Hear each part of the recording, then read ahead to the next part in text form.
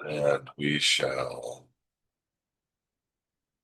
look at the first one away. Nice. And I gotta send that out. All right. Here we go.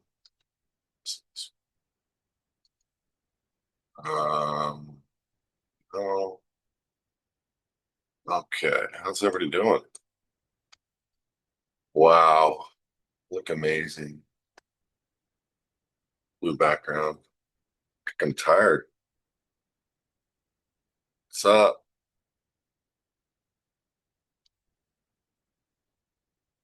All right. Who do we got on?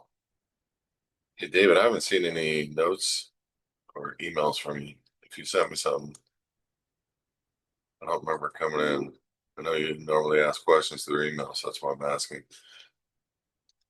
Um, okay, looking. Hold on, I'm looking for all my questions. All right, let me first start off with common misconception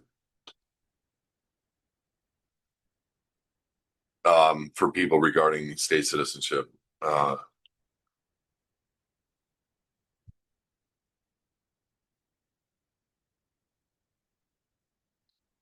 Everybody always says,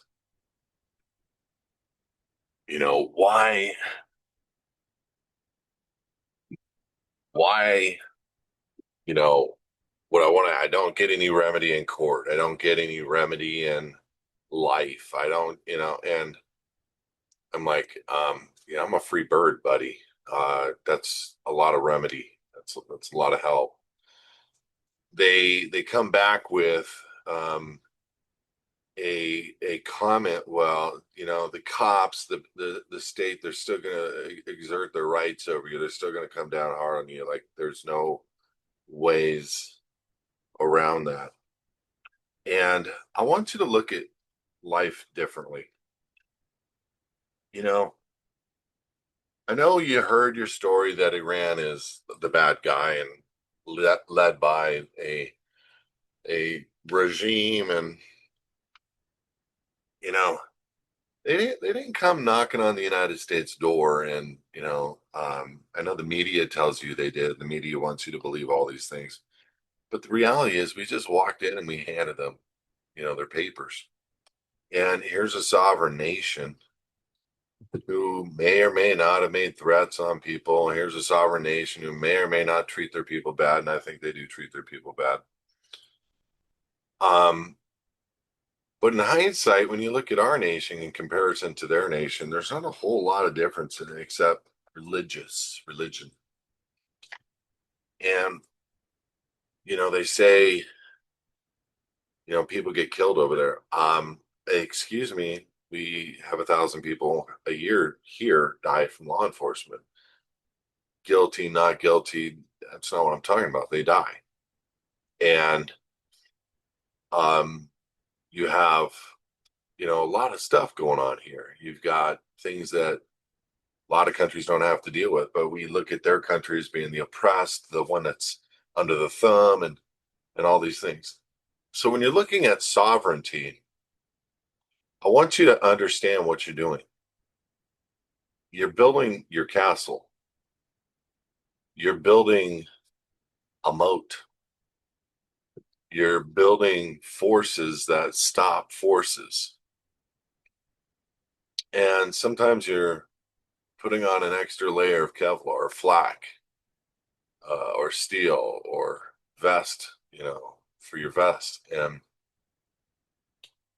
all we're doing is number one, being obedient. Number two, obtaining what we should already have as inerrant from God. Um, and then understanding how to live on that. We just posted a video on hisadvocates.org. It's the first in a series of videos that I'm going to be posting. By the way, go to hisadvocates.org. We have a little bit of a new look. The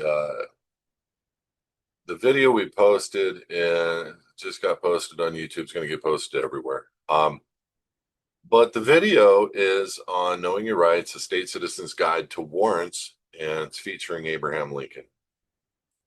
Abraham Lincoln came back from the dead, looks great, and he's talking on administrative warrants and what an actual warrant is and what to consider. Now, understand something. Everything as it relates to a state citizen and to the protections of the Constitution are only afforded to a state citizen. They're not afforded to a United States citizen. And that's the argument that a lot of people don't understand. They think as a US citizen, they have access to the Bill of Rights, and they do not.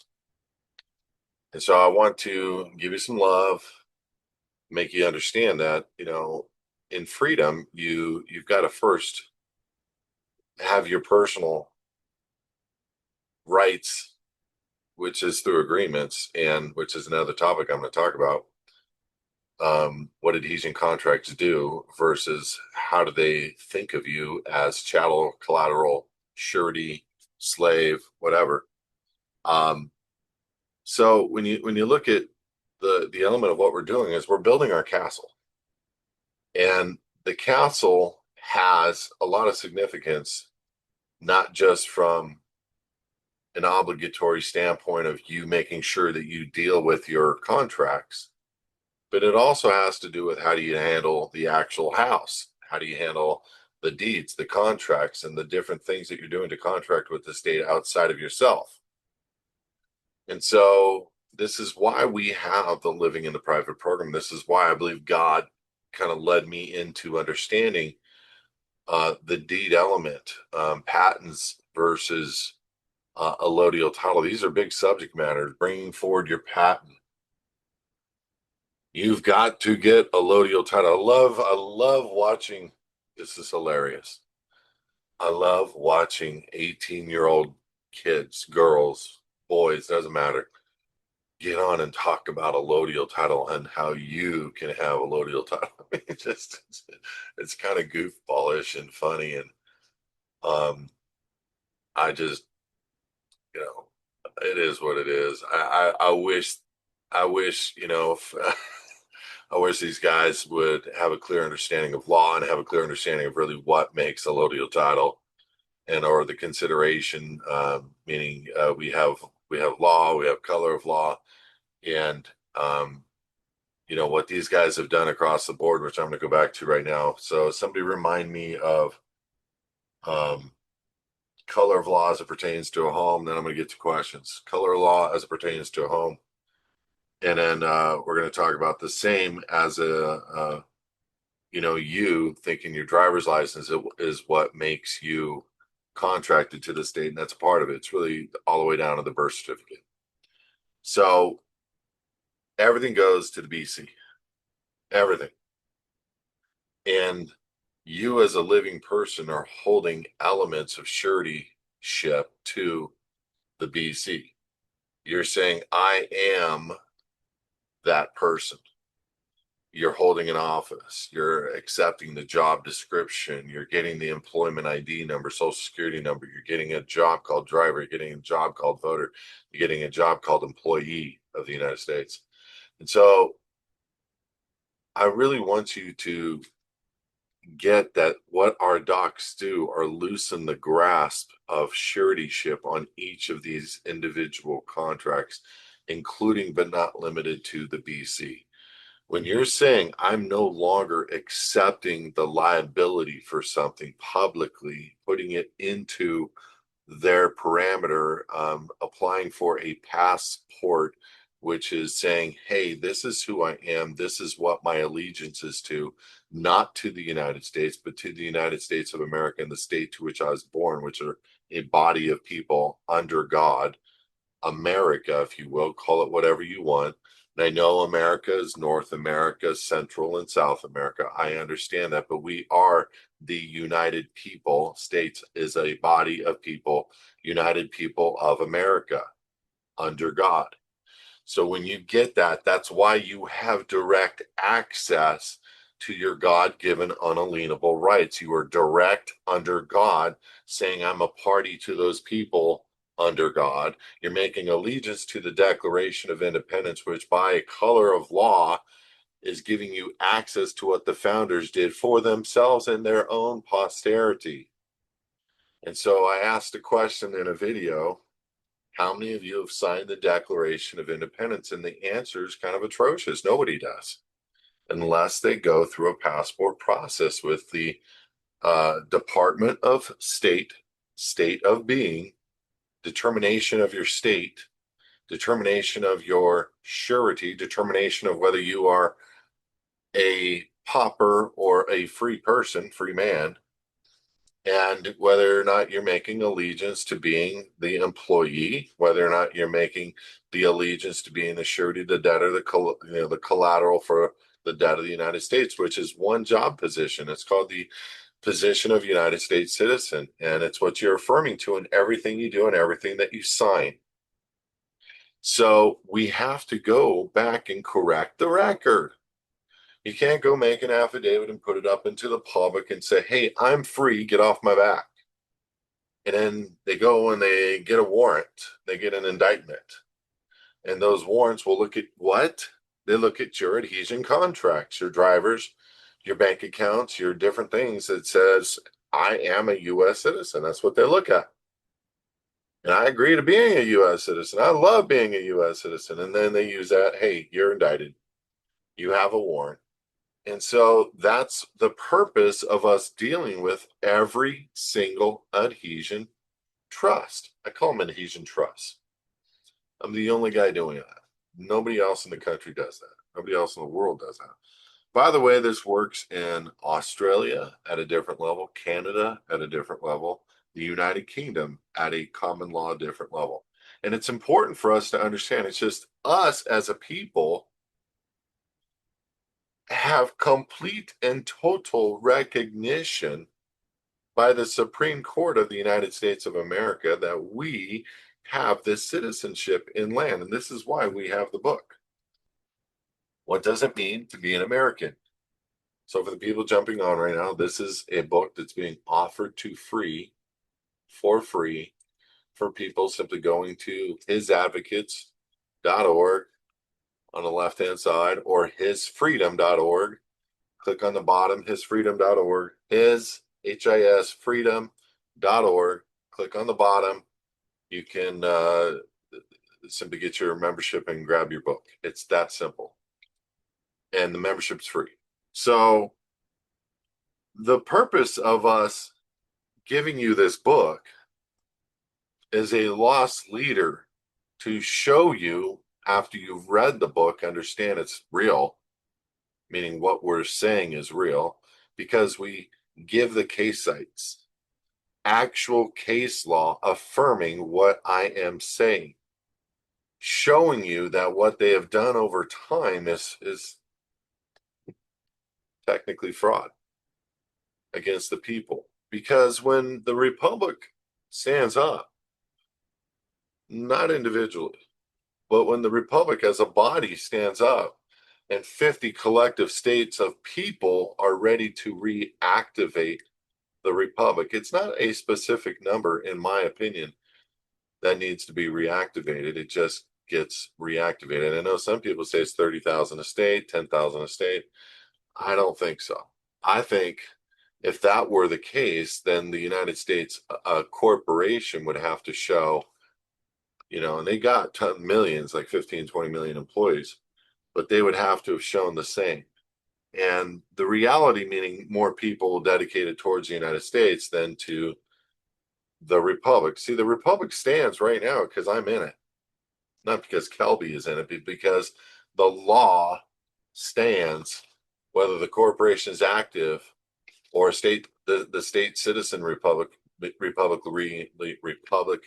government is active. It doesn't matter. And this is critical for the people in the Republic, for this to all the people in the Republic, what I'm about to say. If people don't understand how important their adhesion contracts are, to operate in Republic as an officer doesn't do you any good for your own posterity. Signing a document saying I am an American national of the United States doesn't do anything for your own posterity. Getting contract treaty with a foreign government Absolutely does. Currently, the United States is operating as a foreign corporation with respect to the state, but they're also operating on, by, and for the people in a lot of respects. And currently, most every office that is being held has an obligation to the bankruptcy of the United States, but as it's at the same time to the creditors. The state citizen is the creditor. The U.S. citizen is the debtor of the bankruptcy. And I mean that literally. So you people trying to save the nation, God bless you, man. I freaking love you.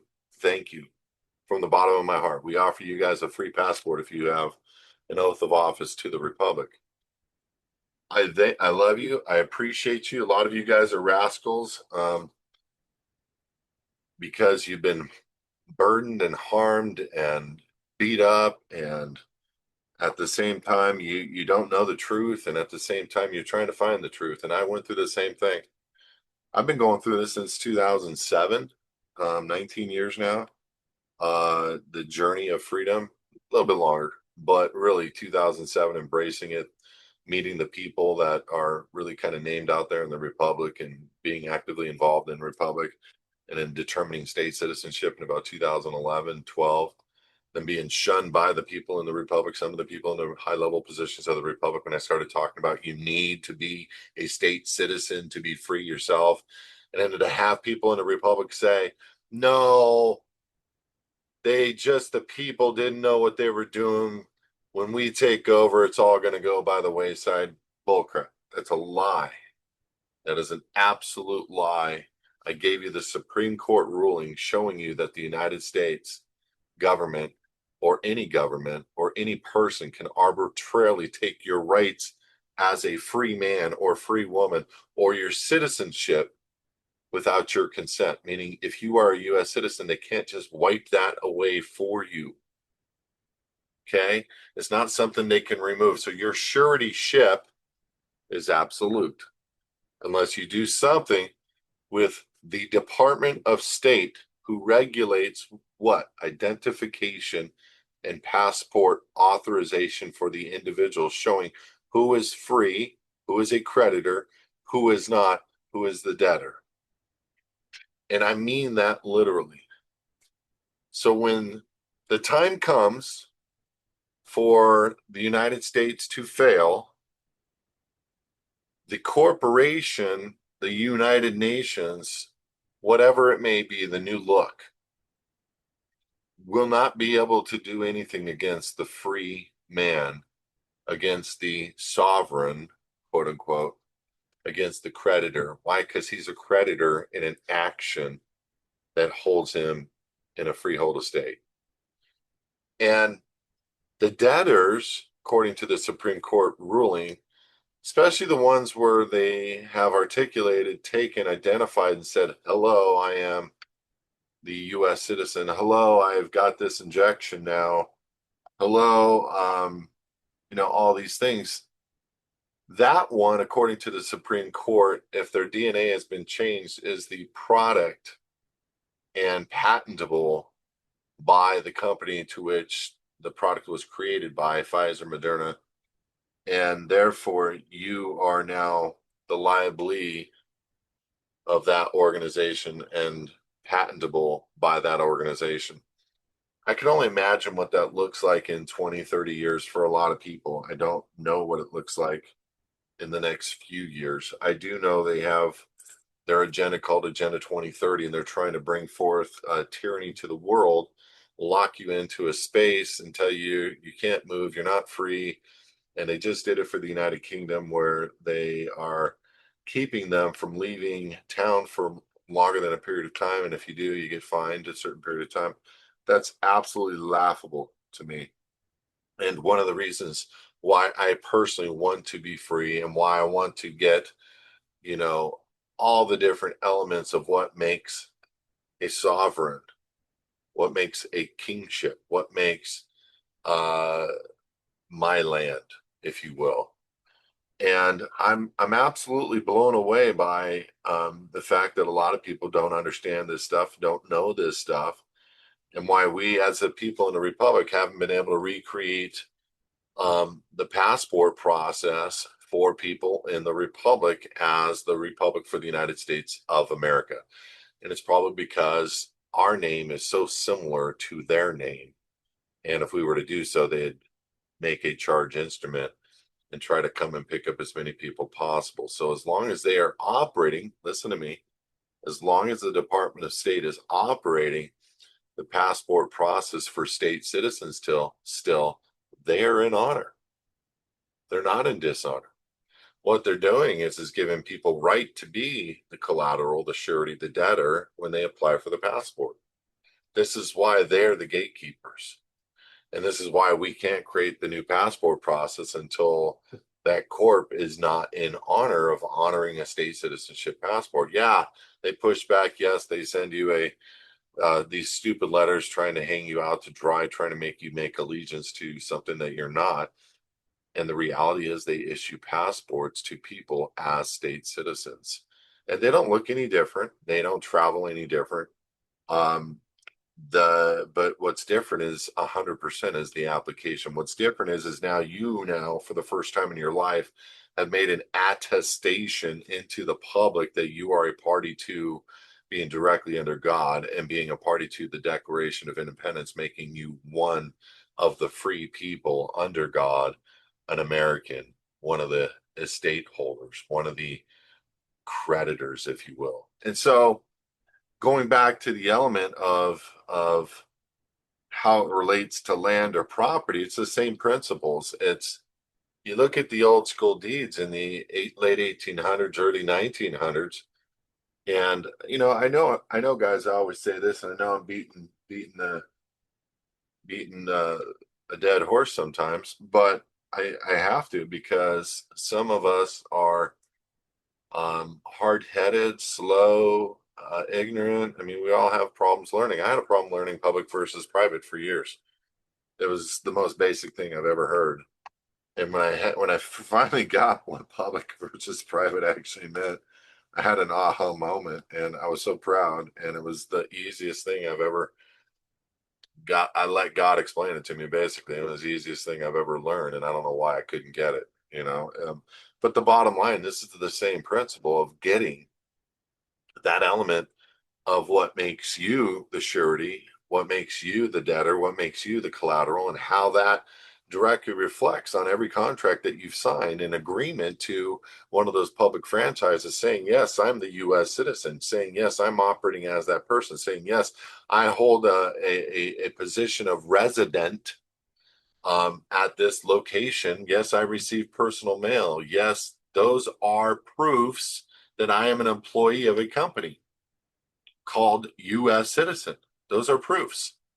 And that's what they get you on for a warrant or indictment. Well, it's the same principle, except with the land, with your mom, she gave you over the product, the shipping ladle, the live born record, the title of her child.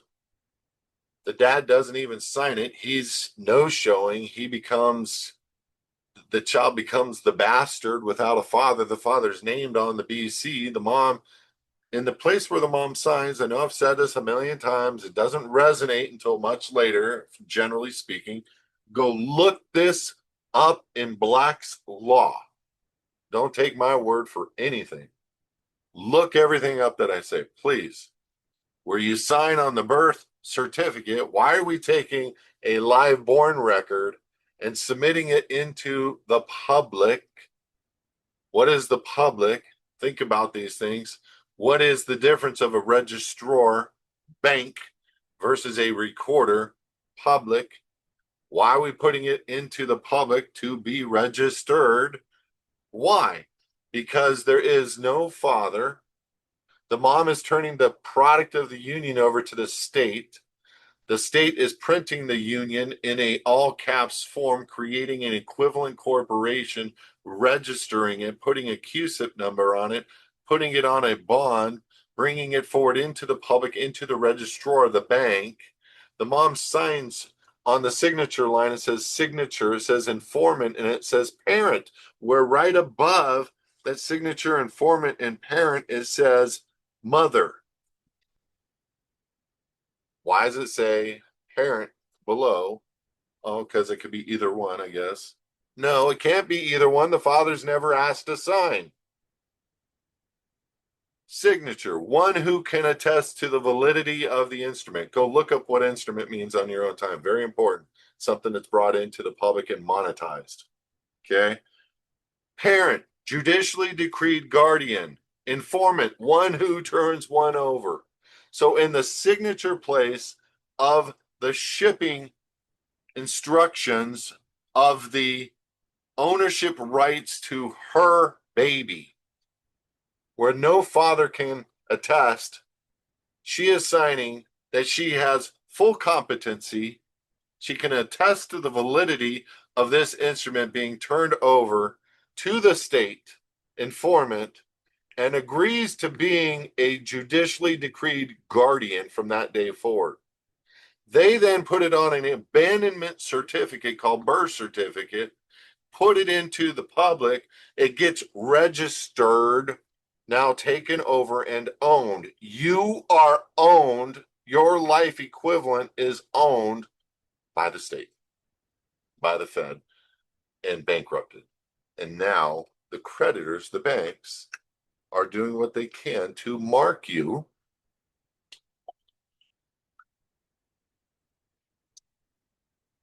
so they can completely control you. Because a warehoused good is more valuable, meaning a good where they can monitor, track, and control is more valuable to them than any other kind of good. They don't want other sovereigns anymore. They want the pack of 300 to control the entirety of the world. And I don't even think we know what the world is. This is why I want to encourage you guys to join as a VIP member on hisadvocates.org. We are exploring a lot in relation to being a proper emotional state, a proper state of being, a proper physical state, and understanding what it means from a biblical perspective of how to be a man or a woman in this life, and how to own and control things properly, and how to be tax free, which is lawful. It's not trying to skirt or skate things, it's lawful.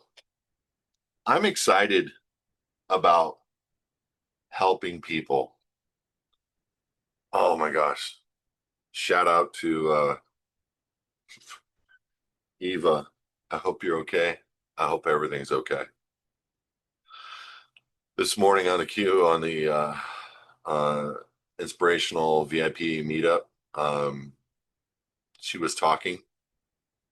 Towards the end, we all talk, communicate, ask questions, whatever. She got into a car accident live. So it was, I'm sorry, Eva, it was kind of funny. I don't I don't laugh about this because I think it's funny. It's just irony, kind of funny. But we all go through that for a reason. We actually prayed for you on the spot, and we talked about it afterwards for a bit. I'm sorry you went through that, but we'll be posting that tonight, and we're not cutting into that one at all. I think that's always a God thing, whether we like it or not. I think those things are always God moments. They're teachable. They help us to understand we should be paying attention to the road and not paying attention to each other. Anyway, super important when we're driving, and it's a reminder to us. We have responsibilities in life, and those responsibilities are huge for us. So we need to be taking that kind of thing into consideration. Um, how do we hold these functions in our life? Being a parent, being a father. I don't like the word parent, but I say it. When I say parent, I mean dad.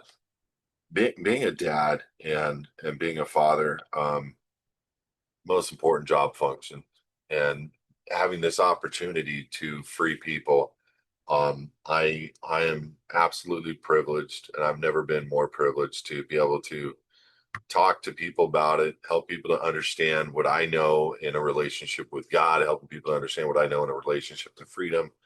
I've never had a greater opportunity than I do right now, and greater platform. And it's taken us years to get this to a point where it's going to start disseminating wide. The systems that we have are getting improved, getting automated, and quite honestly, without our systems, without help from AI, and I need you to know that, um, internally in the database, without help from AI, we're not going to let AI in our database. Um, and we don't give your information out to people. I've held strong and hard for a lot of years and not giving people's referral information out because I know people want to be private. They don't want to be asked necessarily if they want to talk shop on what they went through and a living in the private. But I gotta let you guys know that we are helping quite a few people, hundreds and hundreds of people at once. And we've helped thousands of people over time. And this isn't, I don't even, you know, that really doesn't matter to me as much as success and what we're doing now.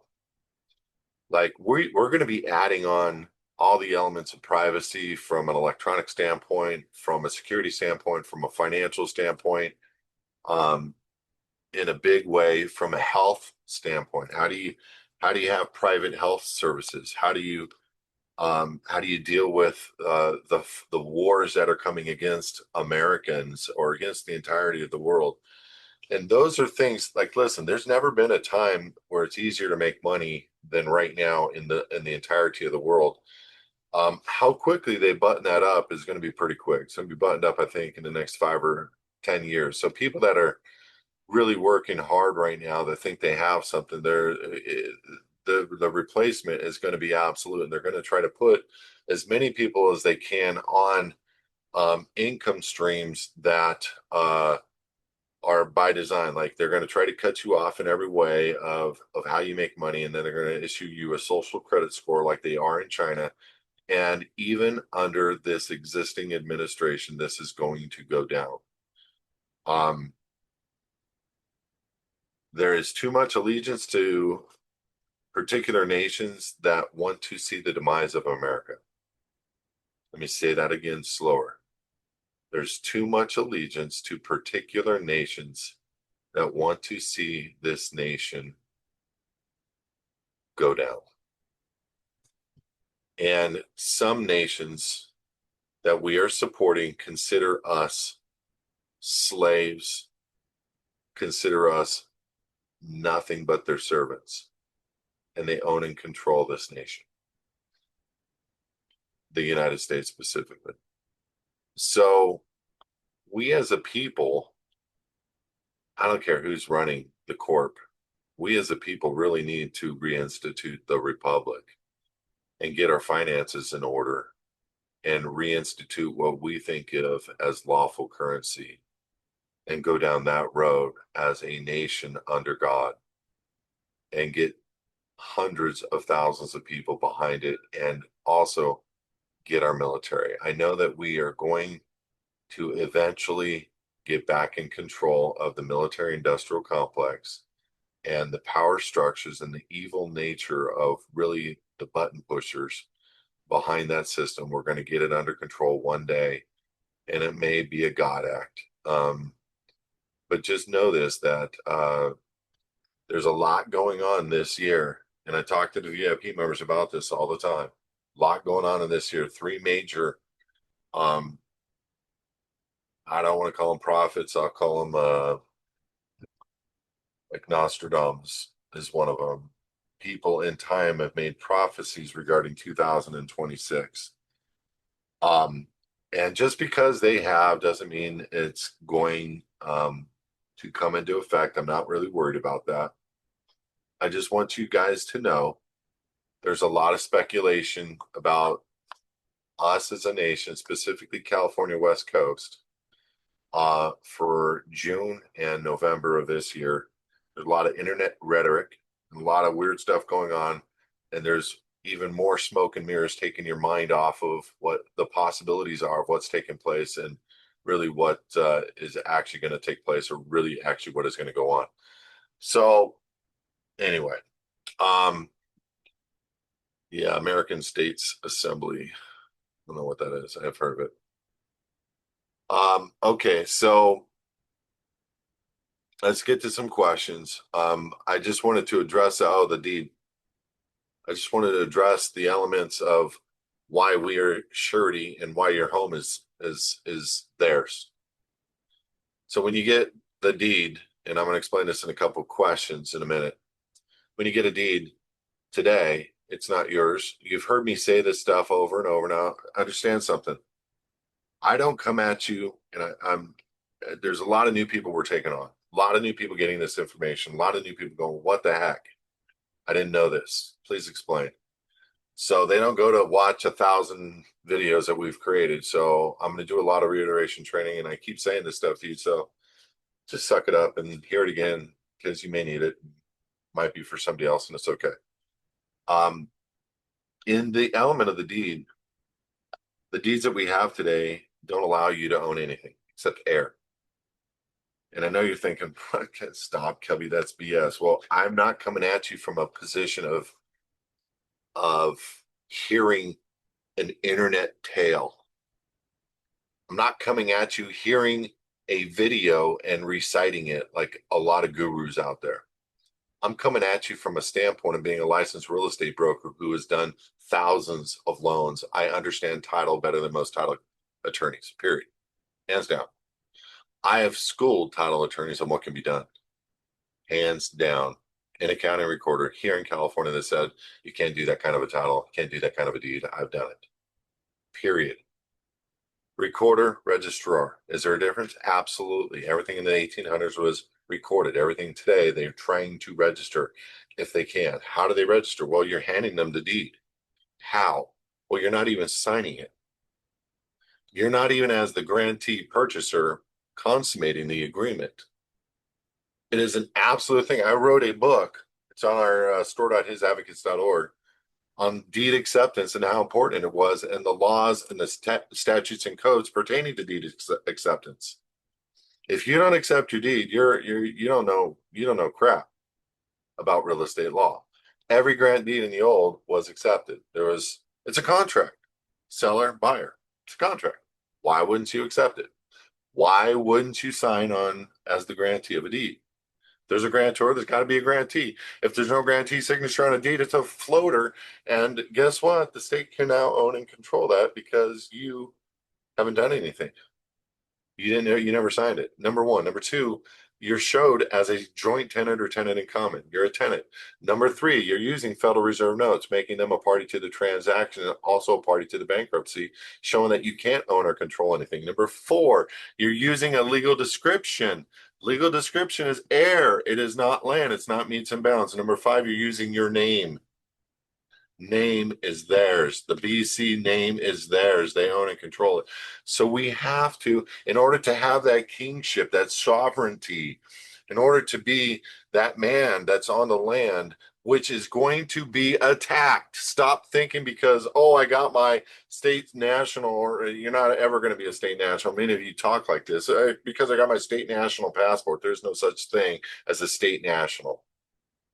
If you are a state citizen, you are protected under law. It doesn't mean that every cop is properly trained and has a state citizen training program that's been made available to them. As a matter of fact, it's quite the contrary. The FBI is training them that there is no sovereignty and that everybody is under the jurisdiction of the federal government.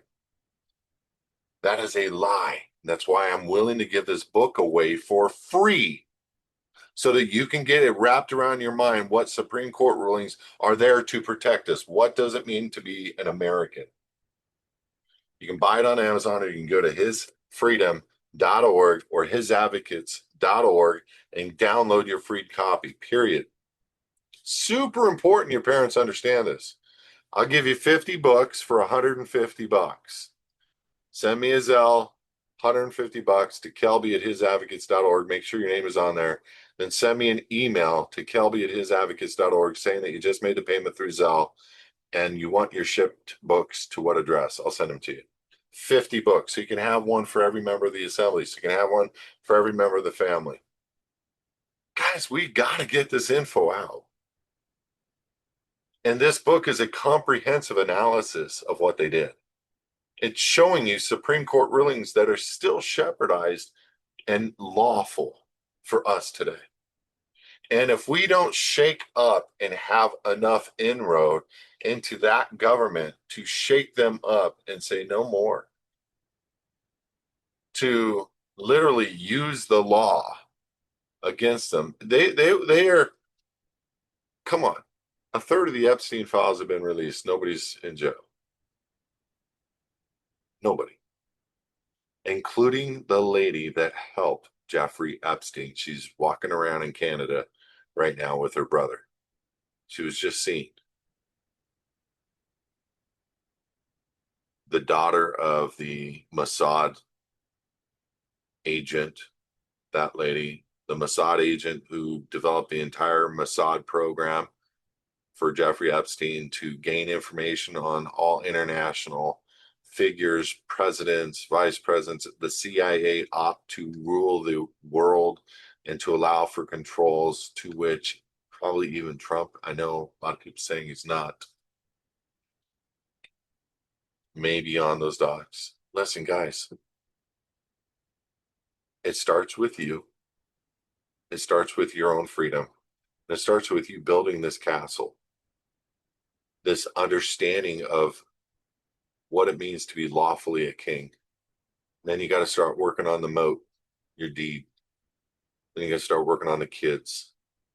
Then you got to start building the financial empire that puts you outside of the system.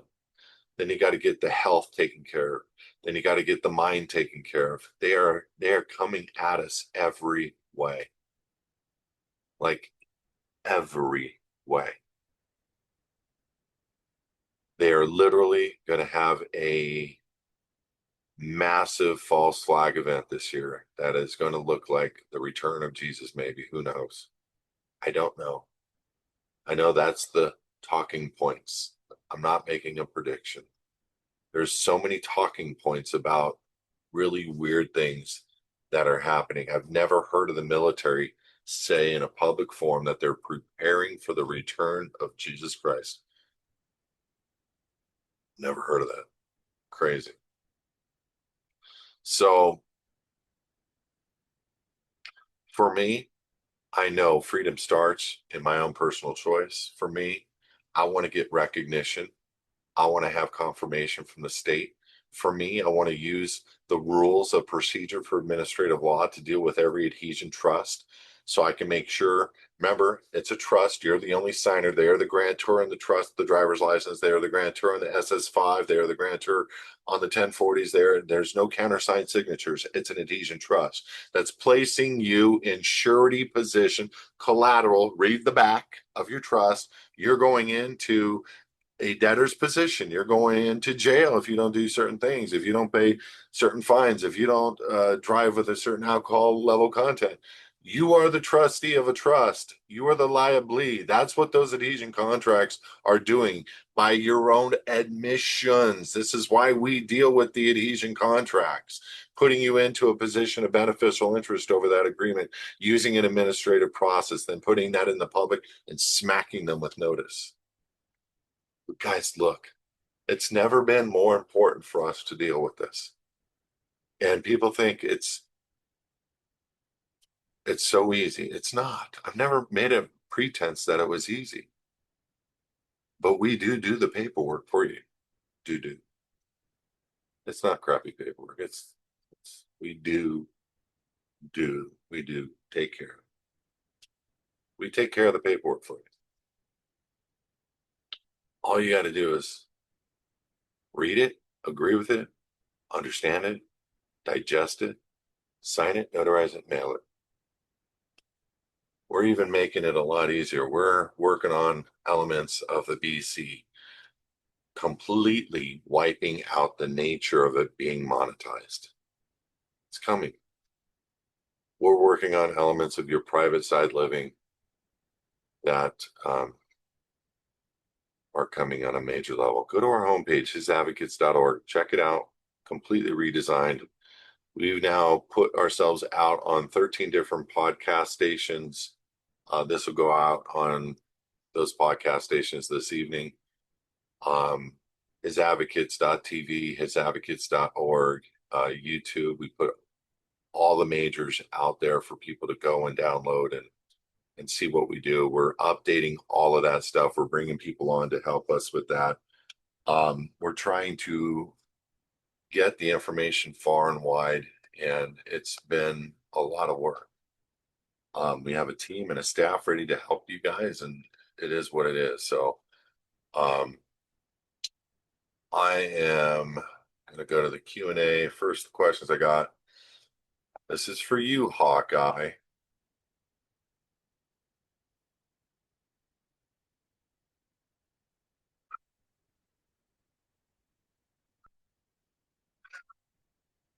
Silly.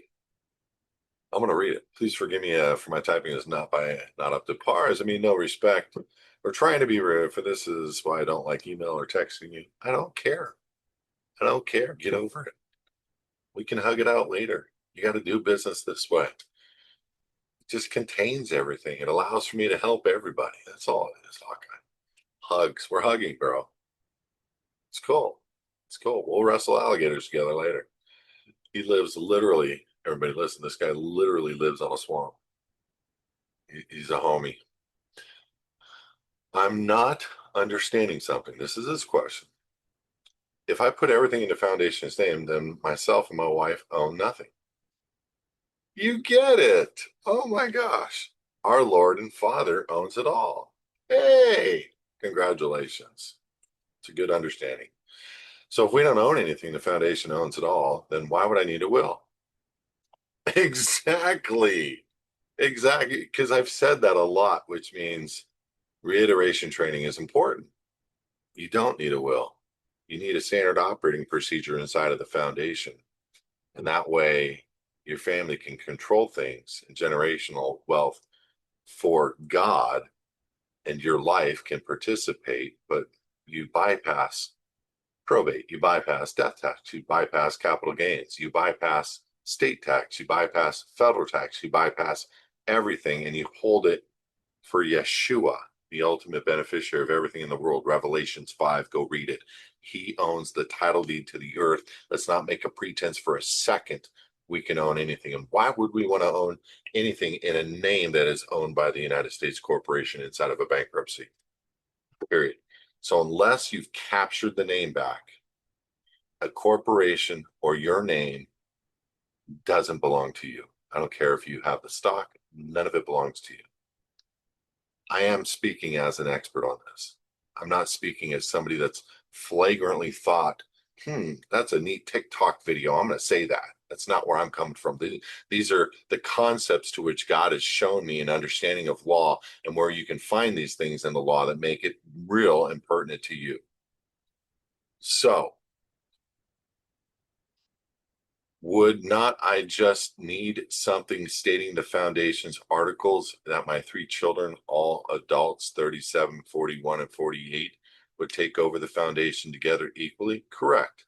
You would create a standard operating procedure, like a meetings type of thing. We can help you with that if you want. And you give us the names, and we can just say, upon the death of X, this is who takes this over, and the family will come in as directors and help the wife on anything that she may need, but she makes the ultimate decision until she's in an incapacitated state. And then they can take over the roles of executive and managing director and ultimately run the foundation, death tax, state tax, capital gains tax free themselves. Or would I put them as board members and or the board of trustees? So it's a few different ways that we can approach this. Okay. But correct. Send those letters right now, Hawkeye. Send them all right now. Okay. Kelby, I have a good buddy of mine. Your book to read. He told me to set up an irrevocable non-grantor spendthrift trust. Another, I'm not saying it's bad, just another TikTok, and these guys are getting taken out for 10, 15, 20 grand, like your friend did. Said it cost him about 20 grand, told me it's what Rockefeller, et cetera, did. Can you explain the difference in this in your next question and answer? Yeah, absolutely. And so I've been addressing this concept with everybody for the last, year. I don't mind trust, but there is a point where generally a trust is broken apart, and there is a beneficiary in that trust that says, hey, I want to take out my rights right now. And he'll get 1099 and it becomes a taxable event. Secondly, a lot of these trusts are registered, they're not unregistered. Lastly, a lot of these trusts can be brought into a court case because they are considered an alter ego of the main person if the trust indenture isn't handled right or done right. Why not just do a biblical approach for a lot cheaper? You can develop a trust-like indenture or a trust-like structure inside of a foundation. Make the foundation the owner and beneficiary of any existing trust and the owner of all properties now on title. And this is super important because now the title's owned by a private, unregistered, unincorporated, cannot be sued, cannot be located, cannot be found, cannot be leaned on organization that will generationally, from a wealth standpoint, be passed down to child to child to child to child. Whereas that would be called into questions by many trusts. Some trusts can be done for up to 1,000 years in some states like Florida, but it's the same principle. It doesn't matter to you, but it's the same principle for a foundation. But what a trust cannot be absolutely inherently thought of as is a tax exempt organization. Now you're at level 5. Okay. And you've already acknowledged that God is the grantor, Yeshua is the beneficiary. It's a church. You're the trustee, you're the pastor, you're the executive director, if you will. So it operates like a trust where you have the elements of a trust, where Yeshua is now ultimately the beneficial interest. Revelations 5, he took out the title deed of him who sat on the throne, the title to the earth. Okay. He was the only one found worthy to open up and loose the seals and to redeem the ownership of the earth. It's no longer Satan's realm. Okay. That was done on the cross. So what we have today is something that's owned by him.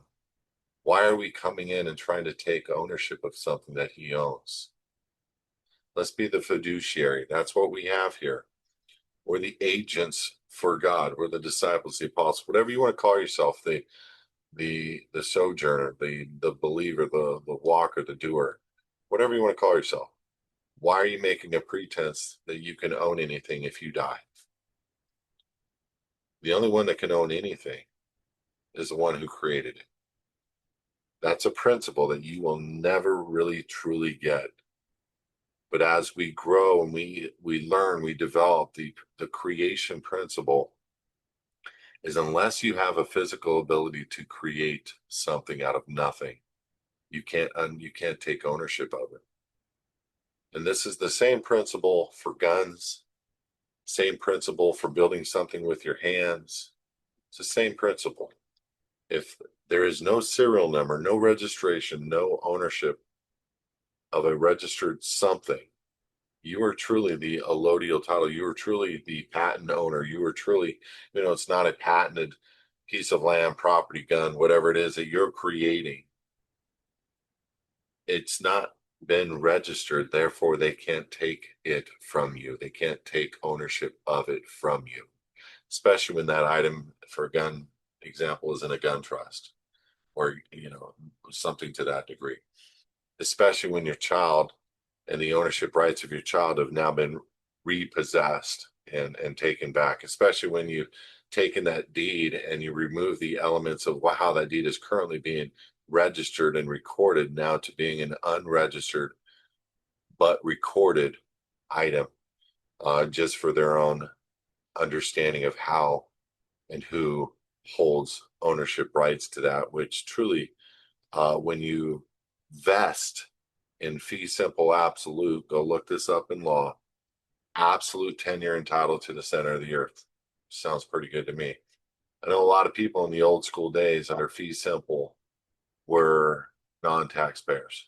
So you got to ask yourself the question, if you as a fee simple absolute are a title holder under the foundation name, why are you paying property taxes? If old school they They can't use a code to bring that forward for you. Code only applies to corporations and individuals. It doesn't apply to a foundation. So the argument element for any statute or code that applies to tax for an organization that holds land in fee simple absolute can be argued to any degree. Now, I'm not saying they're going to lay over and hand you these titles free and clear of encumbrances and where you don't have to pay taxes on it, but the getting the recording done is absolutely necessary for you to have true ownership on your home up front. So the difference, and I know I went to an extended version, the difference of a trust and a foundation is enormous. There's all kinds of questions I would have pertaining to the trust. Trusts are good. I don't ever take anybody away from a trust indenture when it's unregistered and properly done, and where they properly got the tax ID number if they're using it for banking purposes. Especially if you're a state citizen, you've got like a 4 out of 5 Kevlar, meaning it's pretty powerful. You want a 5 out of 5 Kevlar, get a foundation and put a trust-like structure, call it a standard operating agreement, so that when your kids are taking over, they know what to do. That's all. Next question. This is for the gentleman I spoke to today. Is an existing LLC of any use in this process? You can use public structures all the time to help you in this private endeavor. As a matter of fact, I think it's super important that you get to learn how to do public and private together. Sorry, I'm trying to sit down.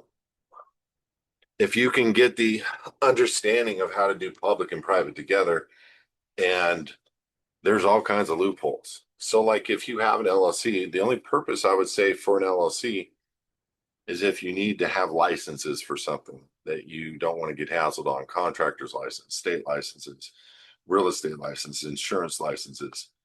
You can do all kinds of things. I'm not telling you what to do. Consult your CPAs, whatever that you want to do on the public side. But there are guys out there that will put an LLC. I don't recommend owning property in an LLC name because the LLC can be served, brought into court. I would only recommend having an LLC for the express purpose of maybe a contractor's, maybe insurance, whatever type job positions, brokers, licenses, different things like that. You can make the primary member of the LLC the foundation that we create for you. Look under IRS code for what's known as a disregarded entity and look at what that would mean for you. You can do all kinds of structure to where you pay yourself 5%, pay the foundation 95%. There's all kinds of speculation on ways to get it done. This is why I would suggest having a consultation for what you do. But if you're not using the LLC for licenses, everything can be done through the foundation and private. Anything you can do on the public side with an LLC or corporation can be done on the private side with the foundation. Is an existing revocable living trust any use in this process? Absolutely can be. We can take and utilize the trust that you have. We would make the foundation the beneficial interest. I would also take the ownership of the land and put it inside immediately, do our deed, put the land inside of the foundation name. This will then take that trust and bring basically make the trust will then become like the standard operating agreement of the foundation, because it will reinforce what you're doing inside of the foundation, because the foundation will be the beneficial interest, the foundation will be the owner of the house. So the instructions on the trust will be basically for the foundation. So yes, you can use those things. Next question. Is there a way to opt out of MN paid family and family medical leave insurance getting taken out of my paycheck? The payroll manager said to me, unfortunately, no, this is a statutory deduction mandatory by the state. I would do a W-8-BEN as a state citizen with them, give them a copy of your docs. Once you're done, do a W-8-BEN and go exempt. And that only applies to U.S. citizens and U.S. persons. Hope that helps. We received this letter in the mail from regarding the declared value $100 for our vehicle when transferring the title to our foundation. I believe the letter is directing us to pay taxes on the retail value as opposed to the declared purchase value. Yeah, I hear that. You can also do a donation instead of that way. No matter what, when a vehicle gets transferred, just tell them it's an in-house transfer. It's like a trust. You may have a waiver or a button you can click and bypass that. But a lot of times they do try to tell you, and I would just say, no, I donated the vehicle and to the foundation. We're taking a deduction of that amount. I'm not going to take a loss and pay the cost of the vehicle again to you to have it registered, as it is a tax exempt organization. You start looking up the revised statutes for tax exempt organizations. I didn't say nonprofit, I said tax exempt as it relates to vehicles in your state, and you might be able to hold. I do know people all over the country. They fight for this. Look, they want your money. So you either pay the tax or you fight. It's like you're asking to drive on their roads. Okay. Not there. I know you think they're public. I know how you feel. I get it. But you're in your castle right now. That's where you're safe. That's where you have your freedoms. The second you go out into the public, you're operating in a common area with other people. And there are governing bodies over those areas that you don't own. So unless you understand the rules that they are controlling in between your castle and somebody else's castle, you're either going to fight for the right to not pay the tax or the toll, or you're going to pay it, period. So you can fight for the right because you do have an exempt organization. Plus you have the inter-house transfer rules that apply to where you maybe not have to pay the tax on the transfer. But I for sure know that the statute does not apply to a foundation on the transfer, and the transfer only, or the transfer statutes codes applies for that tax only to persons and individuals and corporations, period. So you can win this. It's going to be a fight, but know this: when you leave your castle and those walls and those protections, you're going to end up in a fight in some respects if you're trying to be the sovereign. Okay, we want to make sure that we change the CalPERS setup correctly. We've already changed it to our foundation. Okay, I just answered this on your ticket tonight. I got a lot of questions, so I got to get through them because it's already 5 o'clock.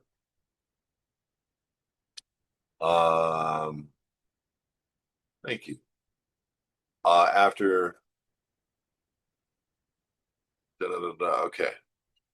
I'd like to put a sole property, straight commission, non-licensed work into our foundation. Can you help me with that? Yeah. Meanwhile, if I have the vendor pay the foundation, I can ignore the 1099 at the end of the year. Yes. That doesn't apply to you. Essentially having it in the foundation already. I don't understand what that means, but anything that you're getting paid into the name of a foundation, going into a bank account with our tax ID number that we got for you with that foundation that we built for you, is a non-licensed tax exempt thing. So you don't have a license or an agreement with the IRS. You can give any entity our W-9 that we give you, and it doesn't mean you have an obligation to file a return on that 1099. Our other gig is a construction LLC carrying 0% equipment notes and doing state license work. Seems best to keep it in the public. I have heard you mention having a business contract work with the foundation. Would you explain that a bit? You can, I don't really understand what you're saying, but you can create private contracts for your public site LLC. I don't understand what you mean by that. Let me read it again. I have heard you mention having a business contract work with the foundation. Yes, would you explain that? Business contract work with?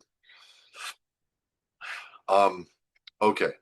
So business can contract with the foundation to do its sales, to do its marketing, to do whatever you want at a cost of 70-80% of the profits of the business, whatever number you want. And that would be then a complete deduction and that much less taxable income to the LLC. You can even go up to 99%, whatever. It's up to you. The bottom line is the foundation does not have an obligation, and you would still, as the LLC, have the obligation to 1099 the foundation, but the foundation doesn't have an obligation to to file a return or to pay taxes. Is there a way to have a contracted worker around all that CT is doing to chase away small business, workers' comp? Will we be able to support through the foundation a worker who does not carry the paperwork required by the state to be employed by the public business? Please read between the lines. Yeah, there's some serious lines here I didn't need to read between. We cannot put him on payroll. As we have a man who needs help and work to feed his family, but we cannot put him on payroll. What I would do, you don't need to put a man on payroll. Any man can contract with your company as a 1099. If you don't want to support him with a structure where it is seen that he is being paid, pay the foundation and then pay him as a donation through the foundation supporting him. Okay? Put him to work however you want. With a contract to the foundation as a private worker or not, doesn't matter. The foundation is not under the jurisdiction of any state or federal government. You can pay him.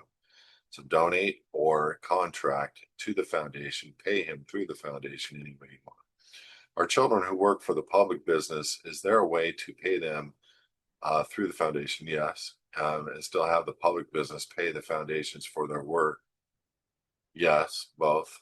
And it'd be a write-off. Yes, on both. That's not reaching. Happens all the time by the power players. Lastly, for now, for work that does not require a license to the state and has no state public. For now, for work that does not require a license in the state that has no state public, correct? Okay, you got to re-ask that question. I'm sorry, I don't understand that question. Is there a chance that we can perform the work through the foundation and not obtain these ridiculous criminal tide funding themselves licenses? Yes, we have people doing contractors work all the time in the private. They will go with the license showing that they are licensed, bonded, protected. And they say, look, I can quote you X and this is the cost. I can work for you privately through XYZ Foundation. You can pay directly. And here's the agreement. And here's the structure. And it's done. And it happens all the time. You don't need a license to do certain things. Now you got to understand something. Some people want to make sure they can show a licensed contractor. Some people require a licensed contractor to do work on commercial buildings. Some people, those are different things to think about. And that's where you would do the public side performance and charge appropriately and get paid. But on the majority of things, you can do XYZ Foundation, the same work, and do a private workers agreement with them where they understand and are exposed to the fact that even though you're a contractor, you're doing this privately for them and not utilizing the contractor's license on the public side, all written about in the agreement. And then there's some people that will actually put the LLC forward, the marketing of the LLC forward, and then when it comes time for payment, they pay the foundation and they sign a private workers agreement. There's all kinds of ways to get this done. The bottom line is you just want to be upfront with people. You want to be honest with people and give them the choice and help them to have clear understanding. It's like if I'm going to a doctor, well, first and foremost, I'm not going to go to a medical doctor. But if I go to a medical doctor to get work done on my nose, like I'm trying to find a plastic surgeon on the interior side of my nose to get rid of something that most ears, eyes, and nose doctors can't handle for whatever reason. I can barely breathe and my nose is jacked up on the inside. That's the only time I'm going to go to a doctor for his surgery. But I'm not contracting the doctor for his license. I'm contracting the doctor for his talent. Okay. And that's really what the private workers agreement is going to stipulate. You're not paying me for my license. You're paying me for my work of my hands. And so you can adjust that contract to fit appropriately and come outside of the jurisdiction of them being under the medical facility and for them working privately with them and waiving their rights, by the way, to suit for him. And the bottom line is a lot of people will contract with people that way. And the people that don't, you sign them up through the corporation, continue on. And you're not going to miss a client. It's just most of the clients are going to come with you on the private side. Okay, next question. Working with that mountain of paperwork that you sent. Come on, Tim. Come on. I had a question about the business license I was applying for when we sell our freeze-dried products at our local farmers market. I have to get a business license from the county of Augusta, Georgia. Should I be using the foundation EIN, TIN number in place of my social security number when filing for those types of forms? Why do you have to get a business license from the county of Augusta? Who's requiring that, number one, when using your foundation? You can't use the foundation to contract for a business license. You'll bring the foundation under their jurisdiction, number one. Number two, you can get an LLC cheap, make the foundation the primary member of the LLC, just give them the LLC information, and you're not going to have to file a return on the foundation or the income. And then you need to consult your attorney, CPA, for what you're going to have to file for the LLC when the LLC has no income. You understand? There's a few different ways to get that done. Next question. How do I put my LLC under the foundation? You simply make your foundation the primary member of the LLC. LLCs generally are not stock. They don't have stock. So whoever is the primary member of the LLC is the taxable liability. So if the taxable liability is tax exempt, it makes the LLC what's known as a disregarded entity with the IRS. Next question. Kelby gave a good buddy of yours book. He told me to set up a revoke. Okay, I answered that at the beginning. Joe, I answered that at the beginning pertaining what's the difference. All right, going to the Q&A. Trent, I have been operating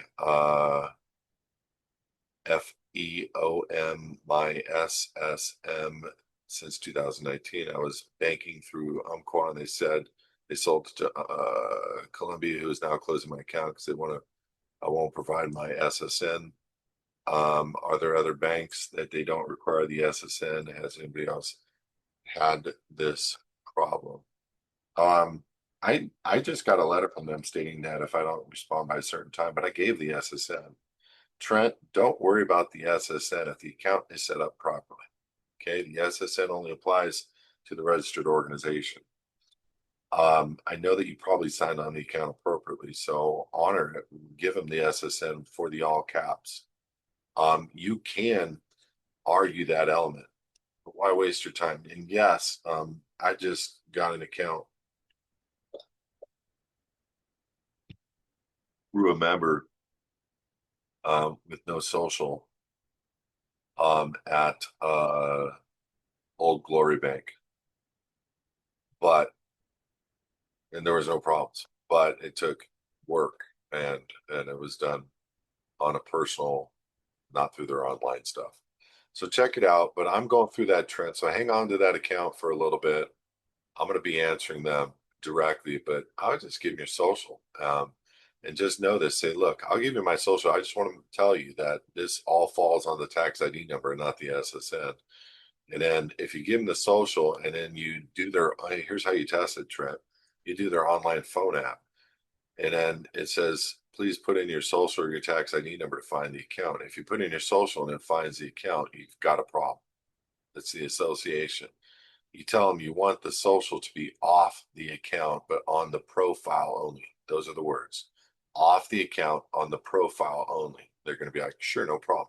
And that way, when you do the online phone search and you do the tax ID number and the social, only the tax ID number will find the account.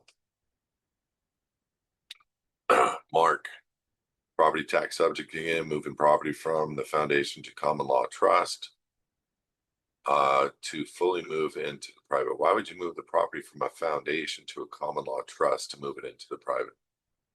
I don't recommend that. Can I simply write the terms of the trust, convey the property to the trust with a quick claim fee simple deed? Yes. Create acceptance of the deed. That would be on the deed itself. It would be grantee. Mark, you're in the living in the private program. Ask for a copy of the deed. That's all you need. The deed that we do. We'll give you a copy. Post public notice in a library newspaper the property has been conveyed to a private party. Then record affidavit of truth in the county that declares the property has been sold to a private party and I no longer own the property. Would that hold up in law? Am I missing anything? That's an hour-long conversation, Mark. It's one of those things that it can't be done over the phone on a live thing. Hey, David, post your question, and I can't open this up live right now. I got a lot of questions. Sorry. But Mark, post.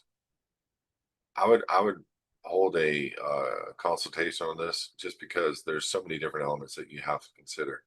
But first, ask for a copy of our deed on your living in the private ticket. We'll give you a deed template if you haven't already gotten it. Because what you're asking is, what do you do when you put something in the public? You're not going to record, you're just posting it in the public and you're serving the county notice. You're closing the tax account for the foundation. So you're closing the tax account for the foundation, you're putting it into a common law trust. And the common law trust is doing a public notice. It can be done in another state at a county recorder, it can be done in the newspaper in the public, and it could be also done with just serving the county with a letter. We purchased the property. We're holding a uh, we're holding a um,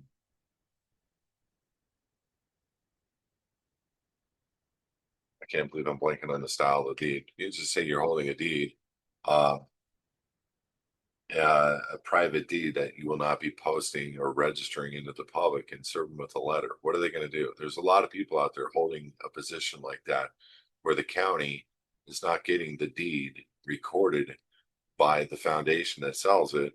The purchaser is not recording the deed. And a lot of people are in a position where they're holding um, a deed, a counter deed is what it's referred to. If you look in Black's Law, what a counter deed is, it's very important to understand what that is by law. Where you're holding a counter deed in the private and this foundation closed the account, this one isn't going to be opening up one. Now you're truly private. There's hundreds and hundreds of people, I'm sure, in the private in this position right here, because there was a lot of people that did not record as a broker. One of the questions on the broker's exam, are you required to record a deed into the public? And they want you to be in fear of what happens if you don't record it. Well, it's the recordation of the benefit that you're saying, I want to be a party to the tax rolls. Well, back in the day, a recordation was not of a property in fee simple absolute to a name, wasn't a taxable event. Today, they want to make everything a taxable event. So they made your name as their property. So you're holding something in their name. You're holding a joint tenant. You're renting the property. You don't even hold the land. You're not even signing the deed. I can go on and on with all the inappropriate nature style of the deed. So this is why you need to have the proper style of the deed. Get that off your living in the private ticket, and know that the battle will start. You're not missing anything about what you're saying. Um, you don't own property, but you didn't own property in the foundation either. The foundation did. But you no longer own property. You close the account and then you sell the deed, counter deed. You can name it counter deed. You can call it a quit claim. You can call it whatever you want. Doesn't matter. Um, you can say warranty deed in brackets, a counter deed held in the private. And now you're holding something with the sale from the foundation. You can even put a copy of the foundation behind the deed as an exhibit showing that the proper holder of the foundation exited the property, and you proved it by getting um, even the minutes notes of the sale of the property from the foundation. You can add that into the as an exhibit to the deed, but you don't need to put any of that in the public. You just blacken it out, put it into the public by any number of ways. And now you can serve constructive notice of that to the county. You will not be using their services, and you will not be recording this deed, and do not expect any thing of a tax nature for the copy of the deed, as you will not be registering. And you're sitting there proper in law, period, holding a counter deed, private deed, that anytime presented would throw off the public side recorded deed. Go read again Black's Law counter deed. Sometimes it's under deed, sometimes it's under counter, but counter deed, and you'll understand why the power of that.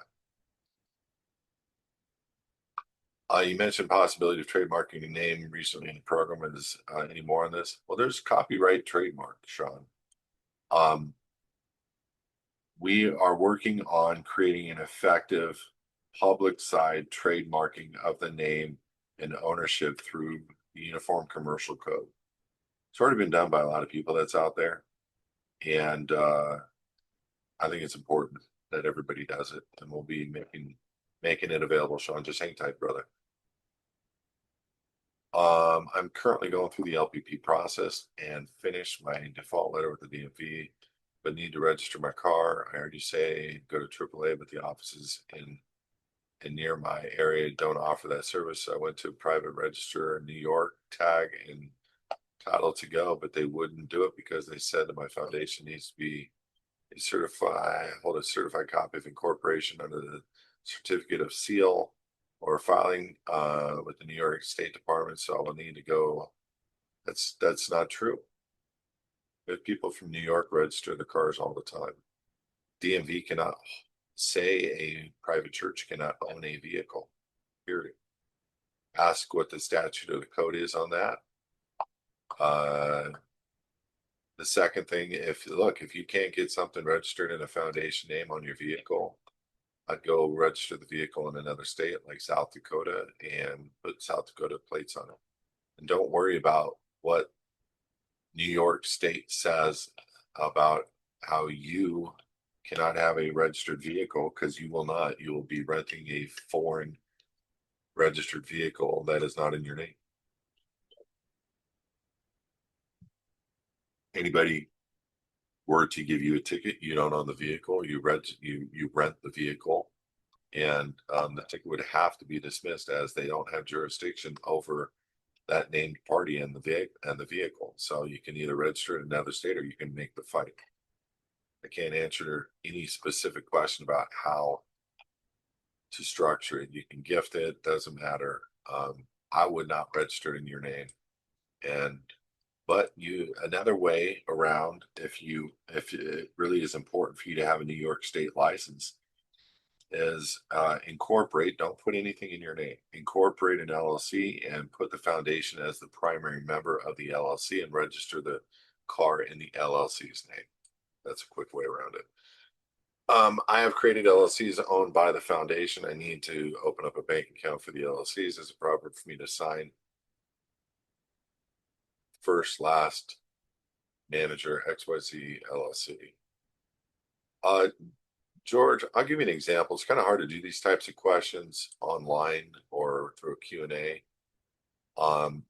Really more and less need an example. Anything that you're doing in the public, you want to do a reservation. And but the word by in front of your full living signature name with a reservation and the title. Yeah. But the only thing you're lacking here, don't say manager XYZ LLC necessarily. It's when you're signing for a bank account, you just, they want to know a secretary's opening up the account. That's it. They want to know you have authorized use and ability to sign. They want to know what your title is. So instead of saying manager of XYZ LLC, you're going to say whatever your title name is of the LLC. If it's manager, that's what you put. But again, by, because you're the representing party of the LLC and whatever your title name is of the LLC. But squeeze in a reservation. And again, that's why I always have every bank print out my docs. I don't want to ever go to a bank where I'm not in control of what I'm allowed to sign or not sign. I know you can't see it, but it's in 5 font, 6 font, 4 font, whatever it is. Arial font, but it's 5 size, and it says ARR non-assumpsit without prejudice. So I take their docs, pull them up, close, go ask for some water, sign over it, full reservation. They're never going to know it. They're never going to see it. Got to make it good. Got to make it right along the lines. Does the agreement to sell assets to the foundation document need to be notarized or dual witnessed? It can be dual witnessed. If it's a foundation that you're selling, you're going to have two docs. You're going to have the property transfer list and you're going to have a deed. For sure, the deed needs to be notarized.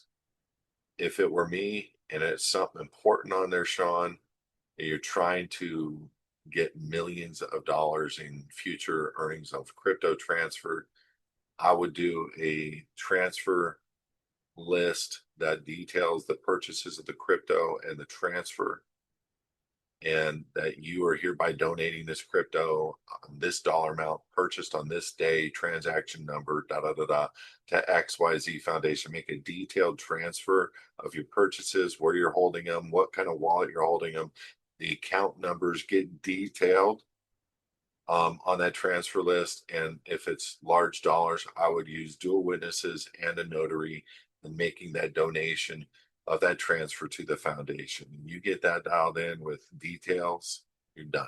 You're golden. Is there something that we can do, send, file with in regards to Postal Form 1583 that we filed for our UPS box, form signed by the first middle executive director? Yes, we do that for you, George.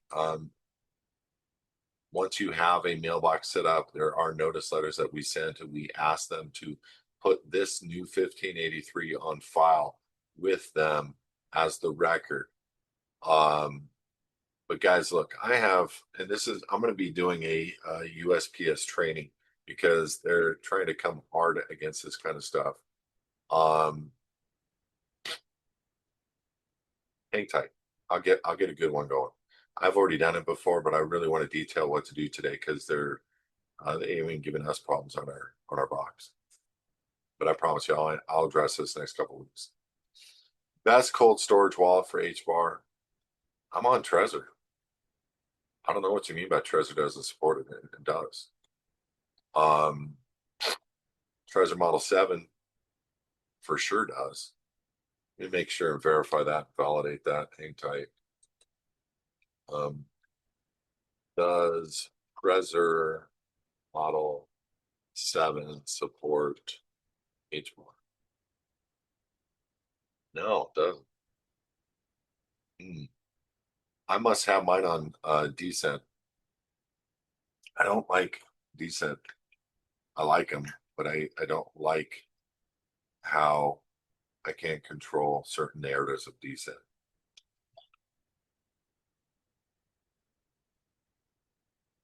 So I must have it on Decent. Anyway, sorry I can't get a better answer for you, Anonymous. We're working on it.